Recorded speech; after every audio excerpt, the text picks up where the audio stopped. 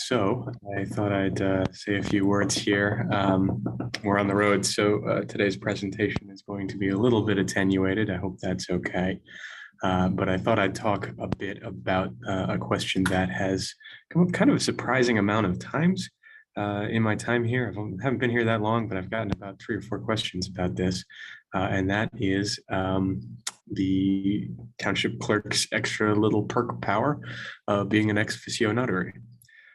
So that's one of those Latin phrases that kind of sounds fake, ex officio, but I am reliably informed that what it means is out of office, in the sense that it grows out of the power of the office. And yes, Leslie is reminding me kindly to introduce myself a little bit better. I'm the new staff attorney. I've been here for a little bit more than a month. I'm the new Carl, essentially. So this is a power that comes out of Minnesota statute 358.15, and merely by virtue of holding the office of town clerk, you gain all the normal powers of a notary. So they can notarize documents, they can administer oaths. Now there are a few other folks who gain this power.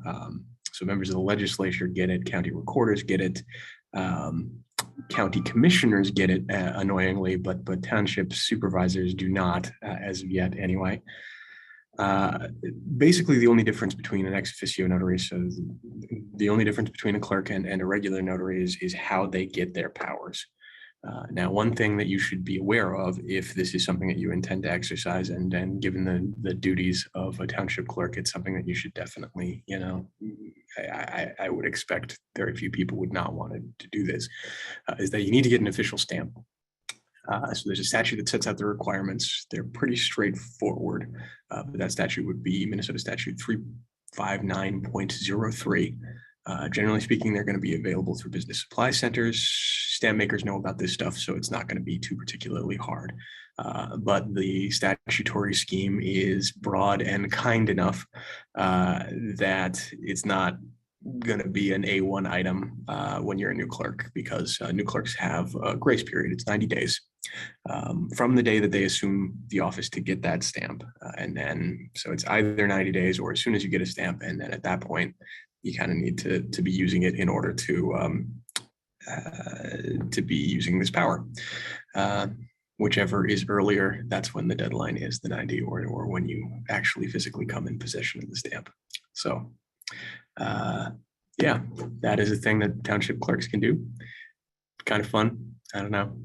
Not in the ordinary run of board powers. It's out of that 360 range of statutes. So it had come up enough that I thought I would just say a few words about it.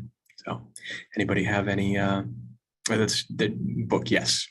Yep, that's right. Anybody have any questions?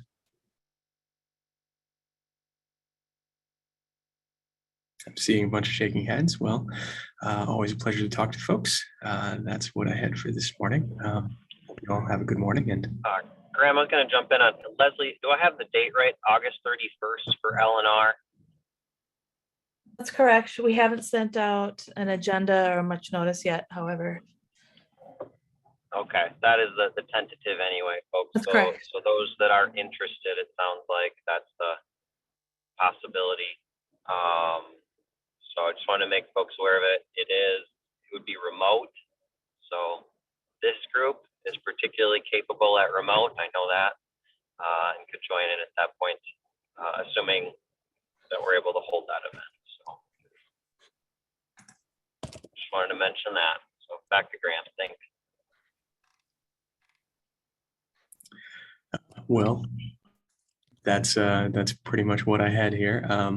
So does anybody have any questions? Anybody want anything they'd like to talk about?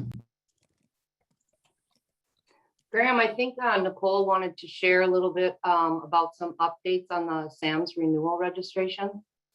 All right.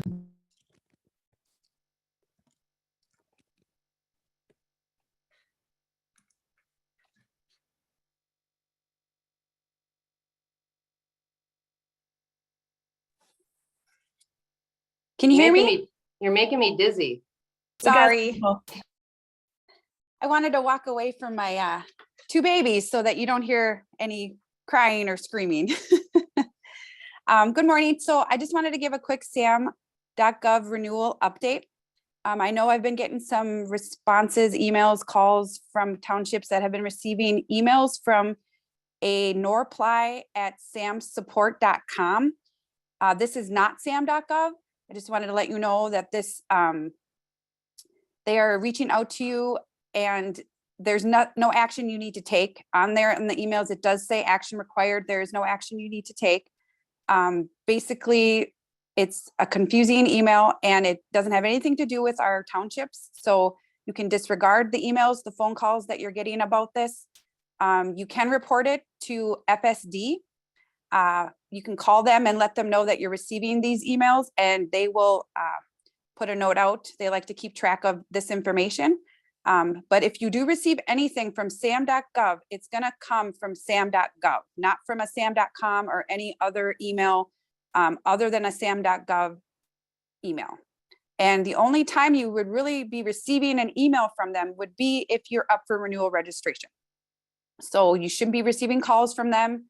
And that's how they would reach out to your sam.gov recipients, is through an email, and it would say sam.gov in the from box. So disregard anything else.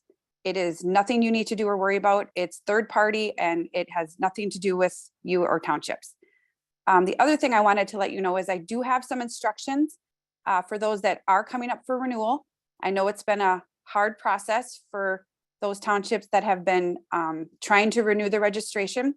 At this point, we're just going to try to renew and do our best. I did get confirmation from sam.gov that you do not need to have a sam.gov account in order to apply for any FEMA aid.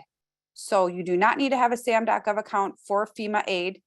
To my knowledge, if we don't get renewed, if a township does not get renewed, if it goes inactive is what they would be called, that entity. I'm not really sure if there's anything we can do right now except just try to renew. And we're still waiting to find out about ARPA reporting for the next quarters. We'll figure out if you do need your account to be active for that or not. I know in the first quarter, you did not need that. So we're still waiting to hear about the previous or the future quarters for reporting for ARPA.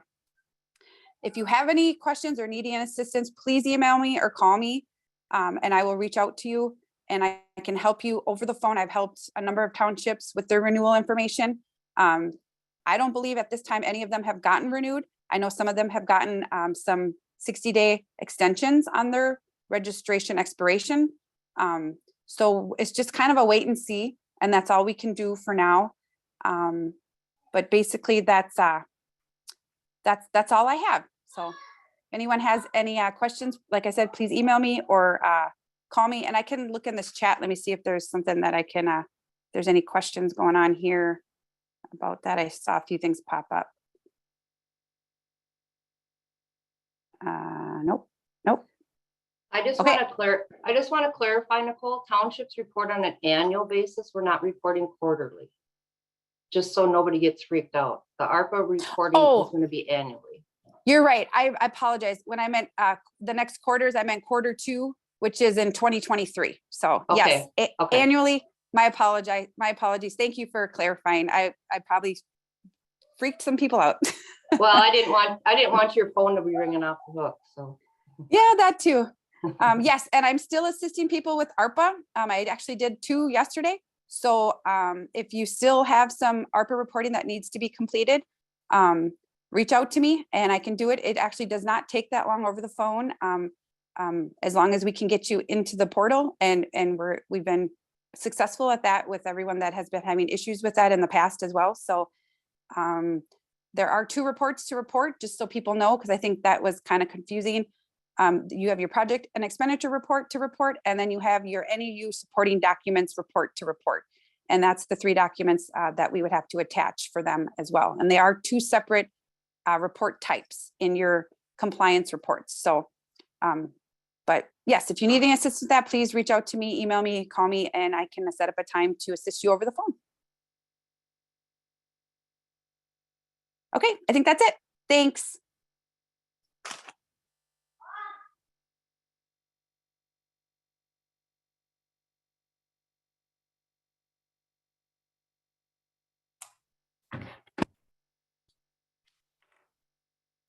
All right. I'm gonna actually add. I just got into the office, so several of us were at a district meeting last night, and so I just got into the office from Alexander here. But one thing to mention on remote meetings, the guidance from the CDC changed in this last week, and there's fewer restrictions now than there were before regarding quarantine and that kind of thing. If a person thinks they may have been exposed, what this means for you in the township is that I think it's getting harder to claim the pandemic exemption for remote meetings. Okay. We have to watch and we have to find data. We have to find, again, some credible agency. And the agencies seem to be saying this thing is relaxed as far as restrictions. So keep that in mind as you go about your town meetings and prepare for the possibility that you need to end them remotely or use the alternative remote powers. There are some where the alternative is that supervisor or someone can participate remotely, but they have to have that be a part of the open meeting too. So if you're going to be at your home has to be posted as a location for the open meeting along with the town hall. That might be uncomfortable for some folks, especially if your goal is to be alone. Now, if someone's going to show up to your house, again, there's a little weirdness there if there's a public place they can go. But I suppose you could just get off the meeting and leave and not be part of it that night rather than let them into your home if that's a big concern. But that is the alternative to the pandemic provision in the law. So please be aware of it. Please prepare for it and kind of get ready to go back to in person, at least for the time being. As we go into winter months, things could change again. So I see. Okay, we still got Graham. Heather's on this morning. Heather, was there anything you wanted to add today? We don't always have. The only thing that I wanted to add is that last night I announced at the district meeting that townships on the November renewal, we are going to be extending your coverage through March for, the renewal purposes and getting on, more of a regular cycle, and that you will be receiving information and your endorsement soon. So if there were any questions or if anybody wanted to have a conversation around that, let me know and I will make myself available. Okay. Pat, you can serve wine. There's no prohibition against serving alcohol during a meeting. Maybe don't make decisions while, doing it. Write drunk, edit sober, if you will. Okay. That's fine. Yes. So folks, Heather, for those who don't know, Heather is the agency manager for MADIT, and she's been here since February. So she's, we see her every day, but I realize she's new to some of you. And she's out on the road at all the district meetings this year. So she is up there with Graham right now. They're doing a few meetings this week. So if you attend your district meeting, if it hasn't already passed, you will see Heather, you will meet Graham. If Graham's there, he and I do switch off some days. So any other questions? Did I miss anything, Graham?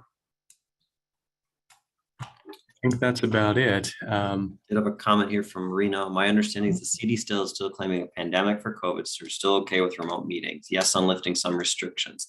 That's right. So you want to look at what are you find your credible agencies and what are they saying?